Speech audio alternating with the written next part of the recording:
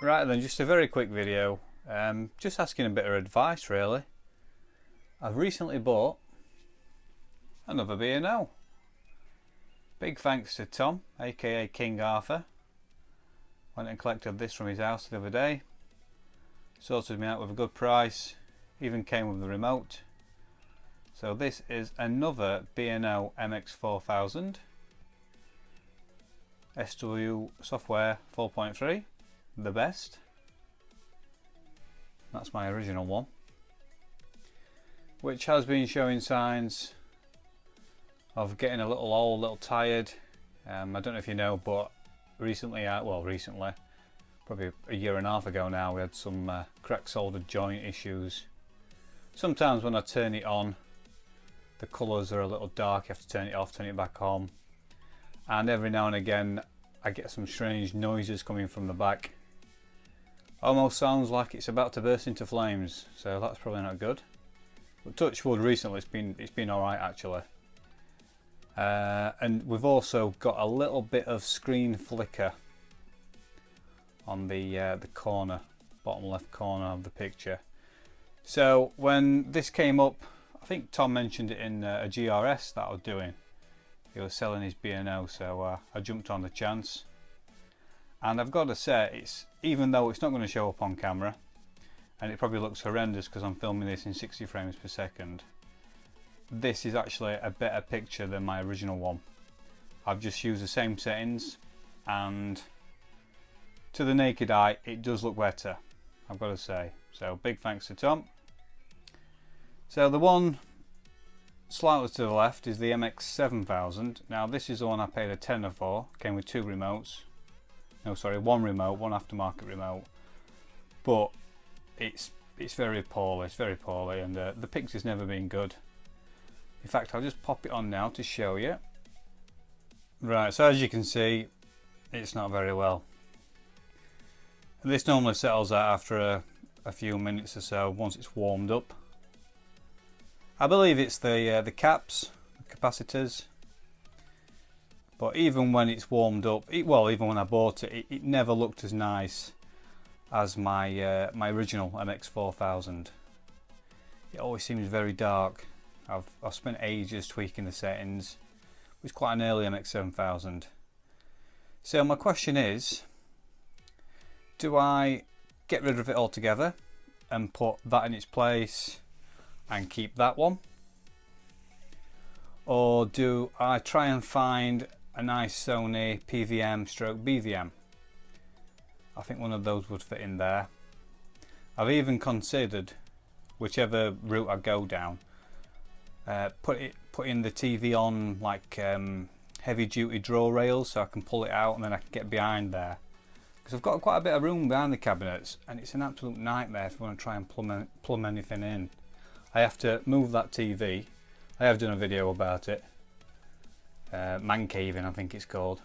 I have to get down that gap. You can't really see it, but there is a small gap there, and I get behind it to get to the SCART leads and all the connections behind there. But yeah, that's where I am. I mean, I could probably get it repaired. It's whether it's worth it, isn't it? It's whether it's worth it. So that's the MX7000. That's the MX4000. You probably can't see, but well, in fact you probably can. It's the MX7000 is quite dark. So what do you reckon, guys? Do I try and find a Sony BVM? Do I get it repaired? Do I get rid of it? Do I stick another, or do I stick this one in or that one in its place? I did consider buying you know, like a modern LCD screen if I ever got PS4, but if I did get a PS4 or a current gen console, I'd definitely have it downstairs. I won't have it up here, definitely not, no. So that's where I am. So any ideas or suggestions, guys, let me know. So big thanks to Tom once again. You've got to love the B&O, but apparently Sony PVM stroke BVM is the way to go. I know there's a few avid supporters on here on YouTube. Don't know why I'm filming that, because there's no SCART lead. So, there we go guys. Until next time, I'll silly run cocker. Whoa, hang about, I've got some more footage. Right, a few hours after I filmed the first part, I had a few friends round and we had a few drinks. And I decided it would be a good idea, whilst I had some people round, to remove the MX4000 and take it downstairs. Now it took 3 of us to get it down the ladder. A lot heavier than I first remembered, but it's downstairs now and I can decide what I'm going to do with it. I don't know yet, but I'm just measuring it up, 26 inches high by 26 inches wide. Now I'm just showing you behind the cabinet. So to the left is all the wires, some nice messy wires, parts you don't see in my videos, and then to the right is quite a bit of storage space. I forgot just how big this is. So I'm in 2 minds now what to do, because I don't really want to block up this access hole, so to speak, because you know, I can use that space behind there. So I've just put my MX4000 with its aluminium rotating stand. I've just plonked that in there, and it does look a little bit lost. So if I do go with this option, I'm probably going to have to raise it up on some kind of wooden platform. But because it's light enough, it's easy enough to take that out of the space. I can get behind there quite easy. If I did go down the route of a Sony PVM stroke BVM, I'd probably have to mount it on some kind of like a roller platform or something, just so it make it easier for me just to physically roll it out so I could get behind there. So that's one option. Or the other option is to get rid of the TV, a second TV, and then move the games cabinet up and maybe build another cabinet.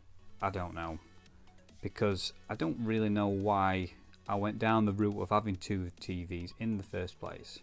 I think it was the fact that I had my SCART switcher with its 2 outputs, but the second output I really use now for my my retro streams. If I went down the route of a Sony PVM or a Sony BVM, I'd be able to justify that no problem, because it's classed as a professional broadcasting monitor, and they're supposedly streaks ahead of a consumer CRT such as the B&O MX4000. I mean, for me, I've never seen one in the flesh, so maybe that would sway my decision and make me 100% get one. I don't know. Yeah, it'd be interesting to hear what you guys think, the guys that have gone from B&Os to Sony broadcasting monitors. Right then guys, so yeah, just let me know what you guys think, and it'd be interesting to hear and read all your comments.